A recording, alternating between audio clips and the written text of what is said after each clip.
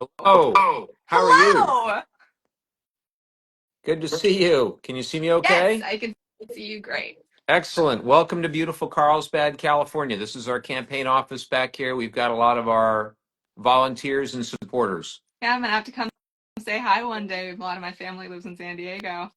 Anytime. Now, where are you physically? I'm in LA, In LA. so I'm not All too right. far. Very good. Well, we have a few LA people that come every once in a while. And, we don't talk about baseball. But other than that, it's all good. How are Yeah, you today?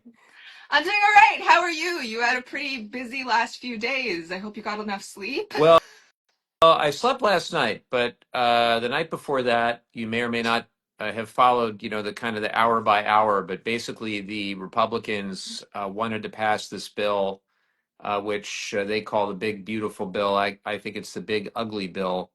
But they started what's called the Rules Committee at 1 a.m. And I think they did that because they knew that this bill really had so many bad things that they wanted to kind of hide from the average person, that the probability of tuning in at 1 or 2 or 3 in the morning probably pretty low. And then they had the actual vote about 3 a.m. 4 a.m. is when we really started the debate on the bill, and then finally we had the final vote just after, I think, around 6 a.m. yesterday. So not a whole lot of sleep on Tuesday night or Wednesday night, but I tried to make up for it last night, however I could. Yeah. Did you introduce any amendments? I did. I introduced an amendment that I thought, under normal circumstances, would be a no-brainer bipartisan amendment. And all it said was that no provision in the bill will raise your utility bills, your energy costs. And presumably, the Republicans should want lower energy costs as well, right? That's why they're hell bent on embracing fossil fuels. But the reality is that any independent analysis, including independent analyses done by our own government through the Energy Information Administration or through any nonprofit or independent nonpartisan entity, has suggested that when you invest in renewables and you bring the cost curve down with that upfront capital investment, that over time it reduces energy costs for everyone. And the estimates that I have seen suggest that in the first year of this big ugly bill, your energy costs, the average American's energy costs, will go up around $110 a month, and that'll go up to more like $400 or $500 a month at the end of the decade. And the reason for that is simple. It's the volatility of fossil fuels combined with the fact that clean energy is really where we're able to bring those savings to consumers over time. Of course, it takes time to build out the clean energy infrastructure, but once you've done it, once you build, for example, a solar project, the long-term maintenance on that compared to a fossil fuel project where you're constantly having to subsidize it, it's day and night. But the reality is that the fossil fuel industry has a hammerlock on the Republican Party. There is a climate denialism, or certainly a lack of prioritization of the environment, of clean air, clean water, and protecting our planet for future generations.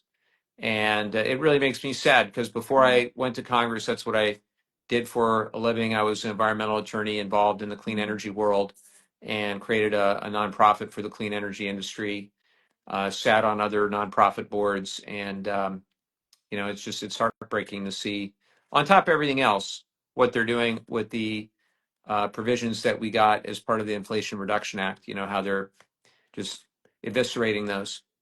Yeah, I mean it doesn't make sense. Like there's nothing bad for them and like why, but they're doing everything to destroy us and to help all their big people who want to destroy everything we believe in. And it's amazing how hard you were fighting that. Every And of course that day, provision every that day. provision should go through instantly, but of course it wouldn't right now, and that's so sad.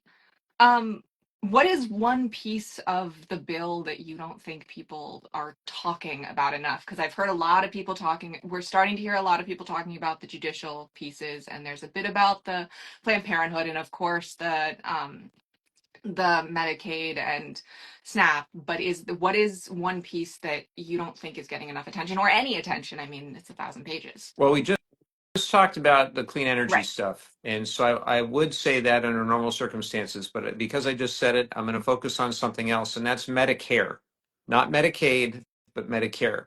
So we know that the bill goes after Medicaid and goes after the Affordable Care Act, and that roughly 13.7 million people aren't going to have health insurance as a result of this plan.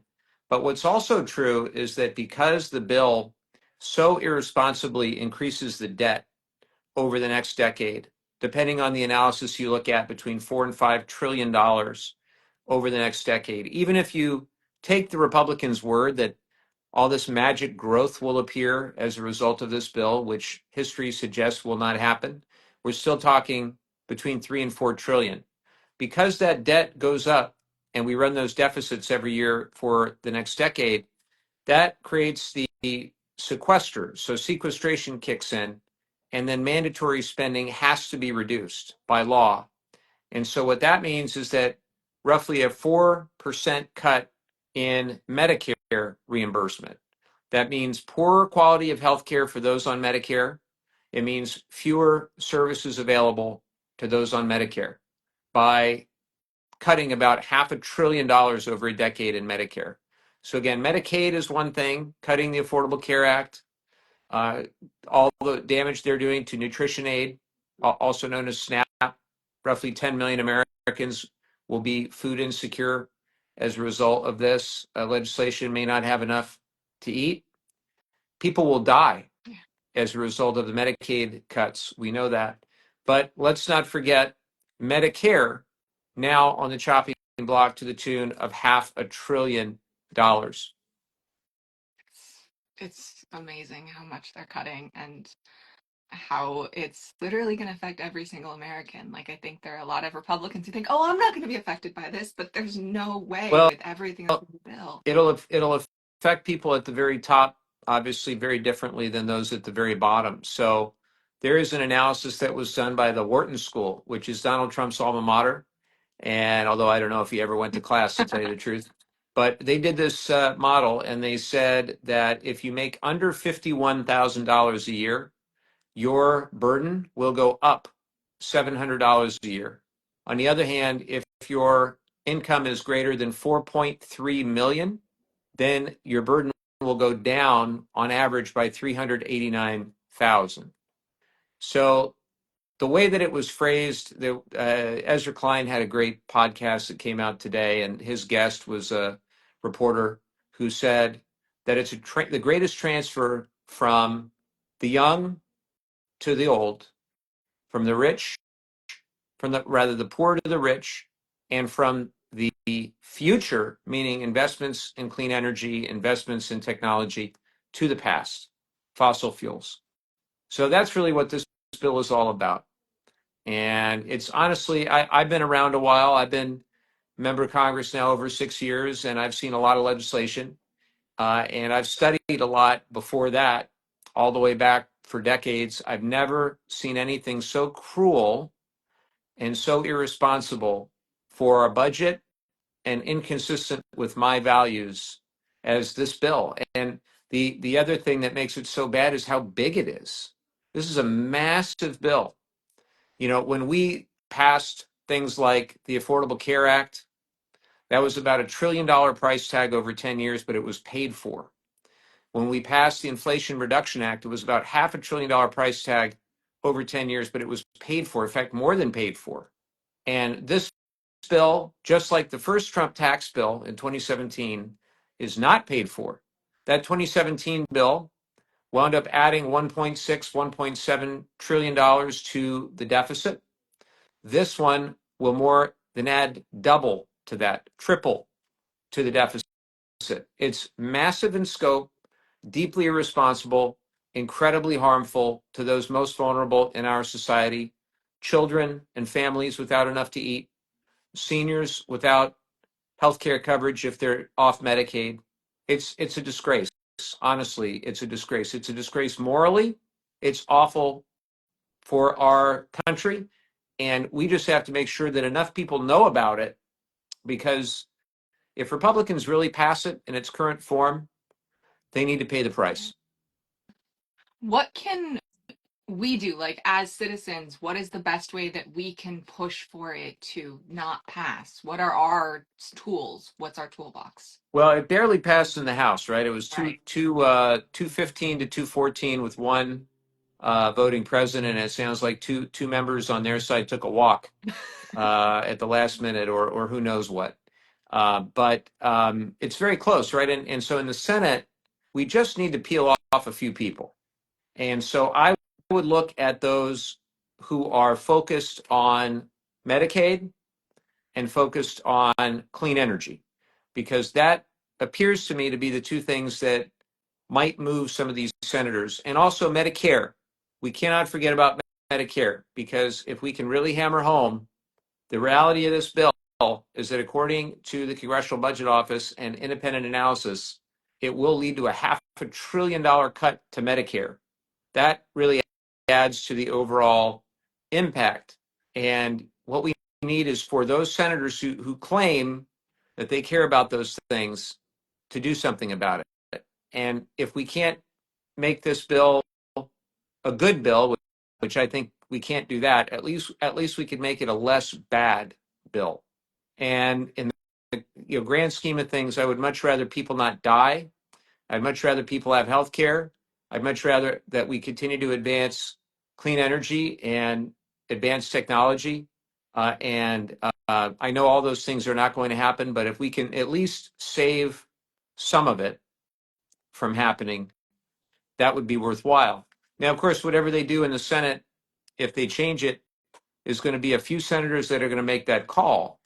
So I'm looking at people like Lisa Murkowski, John Curtis from Utah, Tom Tillis from North Carolina, Josh Hawley, actually on Medicaid. There are a handful like that. We just have to press to make the case. And if anybody's watching this, obviously in North Carolina or in Missouri or in Alaska or wherever those senators may be that are at least open, Utah, now's the time. Yeah. The more that we can push, the better chance we have. I always tell people that writing op-eds is a really great way to get in touch with their Yeah, for sure. make a noise, and it doesn't just come down to calling the representatives. There's so many more steps that can be taken. What is the most effective way to that you see, like that if you get contacted in a certain way or someone raises your attention, how is the best way for people to contact you? And maybe it would help for other people to how to contact their reps. Well, there's a lot of good ways. I would say, if you can get placed in an op-ed and you mention that member by name, I always read those. Sometimes they're not very kind, but other times they are. That's okay. But I definitely read them. I can tell you that, just tweeting at them is not the right way. Call their office, contact them via the formal channel, because depending on the member, I get a report of all the correspondence into our office, so I see the back and forth, and we try to be as responsive as we can be.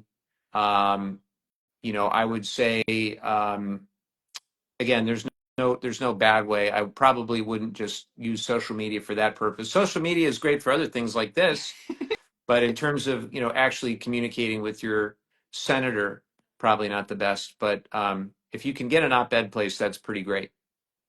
Awesome. And I guess, what is your experience with Republicans contacting you? Because I know a lot of people, at least in my experience, are like, oh, I don't need to thank anyone. It's not worth it. And I'm like, but they're getting hate from the Republicans. So your thanks makes a difference in if they're going to do something or not. Can you speak on that a little Oh, bit? absolutely. Look, I think that people should speak their mind. If they agree with what we're doing, if they don't, they ought to speak their mind. And I can take it. I volunteered to sign up and put my name on the ballot and work very hard to get in there. First in 2018 and then every 2 years since. And I love doing this work with everything I've got every single day. And there are never enough hours in the day to do all the things we want to do. Not at all. But I appreciate the praise and the criticism just the same. So long as it's uh, constructive, I guess. If it's not just ad hominem, because I don't think that's constructive. But if you have a genuine policy difference with your senator or your representative, they ought to care and they ought to be willing to listen. Representative isn't just a job title; it's a job description, and you can't really do a good job with that unless you are listening. My grandma used to say I had two ears and one mouth, and I should use them accordingly. I love that. Okay, I'm sorry, I'm looking at my list. I want to talk a little bit about your social media. Like, I love your whiteboard videos. I think Oh, they're thank you. so cool, and I just want to hear more about them and what inspired you to do them and how you choose what topics to use them for. Well, so my campaign consultant, Steve Barkin, gets all the credit. I don't know if Steve even has an Instagram account, but he said, you really need to get one of those chalkboards because I would explain things in meetings or what have you. And he goes, you got to get one of those chalkboards. I said, well, I can't get a whiteboard because Katie Porter trademarked, it's like a registered Katie Porter trademark, one of those little whiteboards. So I'll get a bigger chalkboard. It's actually standing right over there. And, I love statistics and I love facts. So getting some statistics on the chalkboard is usually a good thing. And the one we just did the other day was on this tax bill where if you make under 51,000, you're going to have a $700 greater bill. And if you make above 4.3 million, you're going to have a $389,000 lower bill. Just little statistics like that. But I'm open to any ideas. And Teddy, who does our campaign social media, always has ideas for me. Yeah, she does. Hi, Teddy. Um, how about the constituent videos? Because I love Yeah. the idea that you're able to give voice to all these incredible constituents who are doing amazing work or dealing with hardships or whatever. You're really great at giving their voices some attention. Well, they're great. I'm just providing an opportunity for them. And, I think it's really important that we tell stories, Yeah. but I cannot tell a story as persuasively or powerfully as that constituent can. And so when we hear from constituents, and we do this on both the official and the campaign side, if we're out and about at events and a constituent tells me something that they're going through because of cuts or because of problems with the Social Security Administration or with the VA or whatever it may be, and if I'm at a campaign event, I'll say, hey, would you mind telling that story through our social media? Hmm. And just the same if I'm at an official event and somebody tells me what's going on, or if they contact our office and we think, boy, that's a really powerful story, would you be willing to share it? And so I think this has been great. I think we've done, I don't know, probably 50 of them by now. And I think I learn a lot from watching and listening their stories. Yeah, I do too. I listen to some of these stories and like, wow, I didn't know that. I think one of the ones was the woman. There was a woman who was talking about uh, the uh, the Department of Education, and she was fully explaining where the money goes and how the thing and I was just Right. like, wow, that was better explained than I've heard anyone explain it. Well, and again, I really think that our constituents are more powerful storytellers than, me or anybody that's elected. I mean, we can try to convey the messages that we're hearing, try to synthesize and then convey them. But I think if we can hear from those constituents directly, I think there's a lot of power in that. Yeah. Another thing that I've been experiencing on social media is people being very confused about the letters that you guys are sending. I know you sent a letter to the OMB about Doge's use of AI. What Yes, is the goal of these letters, and what do you think? sternly worded letters. Yes, people do not Yeah, like the sternly no, worded letters. they don't. So, but the reality is that it is a tool that you have in your toolkit, and in normal times, we fund these agencies, right? So I'm on the appropriations committee, and so they present their budget, and then we decide as Congress what to fund and what not to fund. And I have oversight over the areas of the federal government, in particular, several of the areas that the federal budget's broken into 12 congressional subcommittees on appropriations, and so we each sit on a couple of those subcommittees, and so for me to write letters to those entities and to ask questions.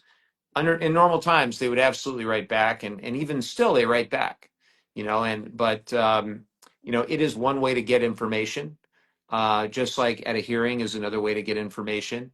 And there's a balance, right? Because even in these Trump years, I want to work with these appointees as constructively as I can when I can. So, for example, the VA secretary, we had him the other day, and I want to do everything I can to find those areas of common ground, because whether I like it or not, he's responsible for serving the nation's veterans right now. And I had a constituent, a doctor, write me a letter saying, you weren't nearly aggressive enough with this VA secretary. And I said, okay, well, this is our first exchange. It certainly won't be our last, right? That's how I look at it. Just the same with the energy secretary. I don't agree with the energy secretary on all sorts of things, but I've got spent nuclear fuel here in our district that needs a different disposition. It can't be left near earthquake faults with 9 million people around and rising sea levels. So we got to work with the energy secretary on this. And, I'm not going to agree with them on lots of other things. So it's a real balance. Those letters are a way to try to get information and, to try to establish, also relationships at the staff level. But it's no substitute for hearings. It's no substitute when we have the gavels for subpoenas. It's no substitute for legislating. But it is another tool in the toolbox. Yeah, and I I think every tool needs to be used no matter how big or how small. And sadly, a lot of your tools are small right now because that's what it means to be in the minority. Well, the What biggest is, the biggest tool I think that we have, so we've got legislation, we've got sternly worded letters, we've got procedural maneuvers. All that is really tough in the minority. But what we have that is really powerful is we've got communication, mobilization, and litigation. So on communication, both legacy media and new media, we've just got to amplify everything, and there's no one message. It's everything, everywhere, all at once. We've got to get it out there, and we need lots and lots of voices. That's good. Let 1,000 flowers bloom out there with different things that they have to say and focus on in their life experiences. And let's get it all out there for the average person to be able to understand what's happening in this country. And on mobilization, the fact that people are out on the street, they're out on the street right now. My yep, 80-year-old mom is going to a protest this afternoon. She never used to do this stuff up until recently. And that's happening all across this country. And then on litigation, so I am a attorney by background, and I have a lot of colleagues in the Congress that are also. And Jamie Raskin and others have created this great group of us, and we meet and we talk about all the litigation and how we can support it with what's called a friend of the court brief or in any other way that we can. So make no mistake, there are tools in the toolkit. We've just got to be using them every day. you're talking about the working group, the Rapid Response Task Force and Yes. Working Group. Can you go into a little more detail about that? Yeah. So there's probably, I don't know, 20 or 30 of us lawyers, and we get together either virtually in person or, sometimes more often, sometimes less, just depends. Lately, there's been a lot going on. And so it's all about the, 150 or 200 lawsuits that are out there, how we can support them. And the good news is when we file friend of the court briefs and when we engage, we are winning in many of them. Now, of course, a lot of these things are eventually going to make their way to the Supreme Court. And God willing, we will have some common sense on the Supreme Court with John Roberts, Amy Coney Barrett, being the two that we're counting on for that 5-4. Yeah, it's scary how we never know which way it's going to go based on the two of them. Yep. It shouldn't be that way. Yep. Um, what is the sorry, I lost my train of No thought. problem. um you just sponsored or co-sponsored the congressional stock ban. Can you talk a little bit Yeah. about that? Well, so this is nothing new for me. I've been working on this since I first started running in 2017.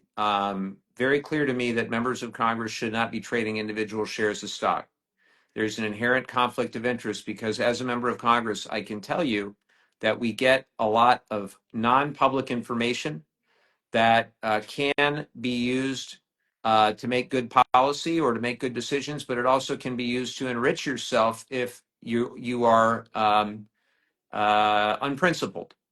And, for example, at the beginning of COVID, we got a lot of scary information about the severity of COVID, how many people would die, how quickly it would spread, how it's transmitted, et cetera, et cetera. And, what I did, because my wife and I, we divested any individual stocks that we had when I first got in, and we now only have mutual funds. So there's nothing that is directly bought or sold in terms of an individual stock by me or by my wife. That's how I think it should be mandatory across the board. But that's important because in 2020, when we got this information about COVID, as an example, I had colleagues that were going out calling their broker, saying, "My God, you gotta buy sell cruise line stock and buy, Pfizer because they're going to make the vaccine." And on the other hand, I called my wife and I said, "You got to go to Costco and you got to get toilet paper and Clorox wipes." Right? It's just a different kind of thing. Man. Then more recently, you have Trump going out talking about tariffs all the time. And if you remember back in April, he said, "I'm going to do tariffs, reciprocal tariffs." Remember, he put the big chart up with all the countries and how much you wanted. Nonsense, utter nonsense. But that really freaked the markets out, as you remember. I think the Dow Jones went down like 3,000, 4,000 points as a result. And then about a week later, he announced a 90-day pause on most of those tariffs. But the night before, there was a big dinner with a lot of my House Republican colleagues. And I've heard anecdotally, again, I have no direct evidence. I wasn't invited to the House Republican dinner, but circumstantially, I would like to know if my colleagues traded on any information that they got before the tariff pause was announced. Then the following morning after that dinner, Trump put on Truth Social, "Today is a great time to buy. This is a great time to buy." And then about 4 hours after that, he announced the pause, right? So I am concerned that this is a great time to buy. Well, was that a way for him to cover for the fact that they had talked about it the night before? I don't know. And unfortunately, the law is the Stock Act that is the law. It will eventually come out later this month who bought and what they bought within a range and the date. We won't know the time. There's no timestamp, but we'll know the date and a range. So I want to see how many members of Congress, and for that matter, how many members of the administration traded around that time period. Yeah. I I'd hope this bill at some point passes. I know it's probably not going to be this year, but God, I You hope never, it you never know. We're going to keep the pressure on, and we also have some really unlikely allies in this, right. like Chip Roy and Tim Burchett. And I always think that, look, if we can find common ground. I was talking to a very good friend of mine on the Democratic side who said, "We can't let these guys have a win. We can't do it bipartisan." I said, no. If there's a window to get it done and it's good public policy, get it done. Get it done. And there are plenty of other things we can run on, talk about. If we can get good public policy, I don't care who's in charge, get it done. What do you say to the people who say, "I don't want anything bipartisan, I hate everything bipartisan, stop working bipartisan"? Because that's another thing I see a lot. Yeah, I would say that if you look at the history of this country up until fairly recently, most big things were done in a bipartisan way. Right. And I think every day I have an opportunity to either pull the country a little further apart or try to bring it a little closer together. And when I am done with my public service at whatever time that is, I want for my wife and kids and my family, someday my grandkids and future generations, to know that I was one of those that tried to bring it a little closer together rather than a little further apart. Yeah. Are there any, how do you talk with Republicans right now? How do those conversations go? Maybe even who are you talking to, or what, how does that look right now? Well, I won't give you names because Of I don't want course to get not. anybody in trouble. But lately it's been, what the hell are you guys doing? You realize that if you cut Medicaid this way, it's going to hurt your districts worse than it's going to hurt mine. That a lot of you guys have rural districts that you got over 50% of the people on Medicaid. You realize you're cutting your nose to spite your face, right? Or you realize you're not just going to grow your way out of trillions and trillions of dollars of debt, right? And then I let them talk. Um, you know, uh, what they'll tell me behind closed doors is a hell of a lot different than what they'll say in front of the camera. Behind closed doors, a lot of them realize that this is crazy, but they're afraid. They're afraid politically. Some of them are just afraid, like physically afraid of, Yeah. what may happen if they cross the president. Is there anything that, I guess, how many of them, maybe percentage or just an idea of how many of them actually do seem to have a sane thought, like have a good values and we have hoped that they could possibly change their mind if we pressure them enough? Well, I think the sad reality is there's a disconnect between what my colleagues want for their family and that recognition that the policies they're putting in place are going to hurt so many other families. And I don't have an easy answer on this, other than it's just inconsistent with my values. Right. And look, if somebody is hungry, if one of my child's friends goes to school and doesn't have enough to eat, that hurts my family just like it hurts that family. You Right. know, if somebody doesn't have health care and they're thrown out on the street, if they're a senior citizen, they can't afford nursing home and they rely on Medicaid and they all of a sudden are thrown out into the street, that hurts me. That hurts our whole community. Um, I don't understand how we've lost just that very basic regard for our fellow human beings, and particularly those who are more people of faith. Um, you know, I don't get it. Yeah, especially as a Jewish person, seeing the Jewish Republicans, and I think, tikkun olam, the idea of repairing the world. How do you think this is going to repair the world? And it just Right? boggles my mind that they have that theory, I guess. Maybe we have a different opinion of what repairing means, but it's hard to understand how you can see it the other I, way. I don't get it. I don't get it, and it makes me very sad. And I don't have any easy solution for it. Okay, little bit of No, a lighter all idea. right.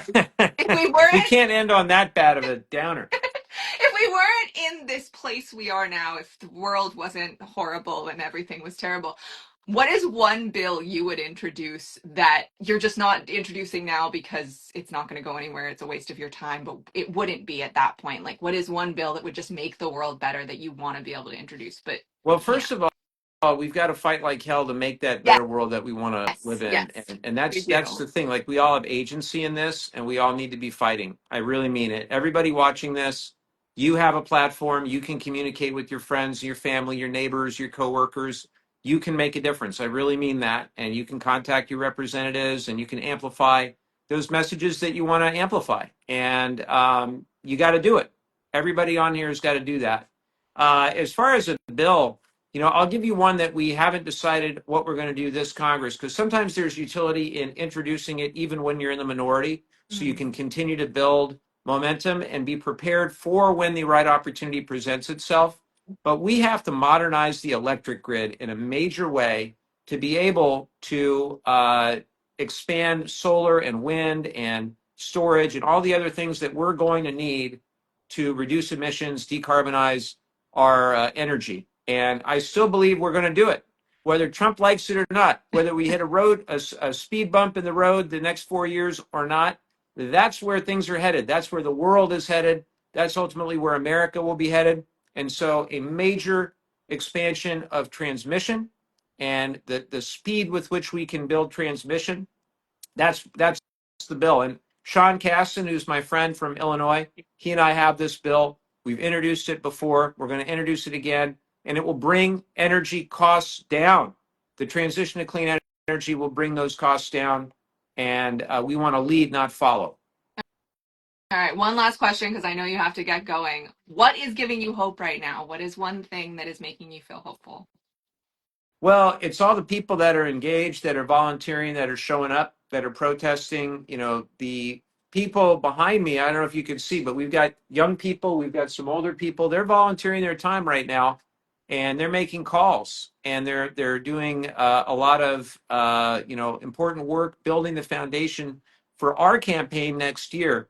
If I see people all over, I mean, look, it's May 23rd in the off year in 2025 with what, 16, 17 months to go before the election, something like that, or more. What am I talking about? 18 months to go before the election. And there they are. So that gives me hope. And when people are amplifying, the messages and the values that we want to see, that gives me hope. So let's just not lose sight that this is a dark time right now, but we've got to keep fighting. We've got to work really hard. And it's the three M's. It's message, mobilization, money. I hate that money is such a big part of this. Money is a big part of our system. So people giving their time, giving their effort, helping us craft a really good message, and helping financially in a grassroots way in the coming months. That's how we win. That's how we begin to take back the House. We make Hakeem Jeffries the Speaker. It's how we, do all we can to try to take the Senate, and ultimately in 2028, take back the White House. And then we start on Project 2029, which is rebuilding after this mess. Yeah, we have to. And we have to keep the hope so that we can get there, because it takes everyone to be involved. Thank you so much for doing this. I hope you have Thank a you. wonderful rest of your day and recess. Thank you. For anyone that too. lives in Mike's district, he's going to be there all week because Thank it you. is recess. They So well, they call go it visit him. recess, but we work really Yes, hard. Just to be very clear, so we call it district in work district period. work period. Some of my colleagues may not be working very hard. I'm going to be working very hard. It's going to be great. Yeah. Thank you so much, and Thank I you. hope we do this again soon. Thank you. Good to see you. All right. Take care. Bye Bye. bye.